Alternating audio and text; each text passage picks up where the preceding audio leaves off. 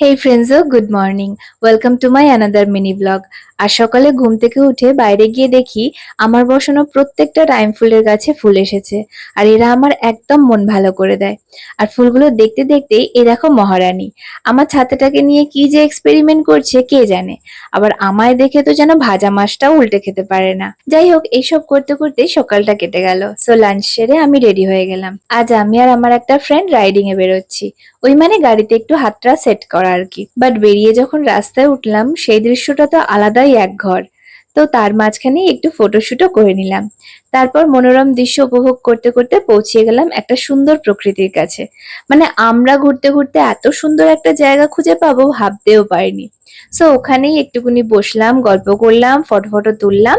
তারপর বেরিয়ে পড়লাম বাড়ির উদ্দেশ্যে। আর আজকের এই সুন্দর দিনটা এইভাবেই কমপ্লিট করলাম। That's it for today. See you in my next drop, and don't forget to subscribe to my channel.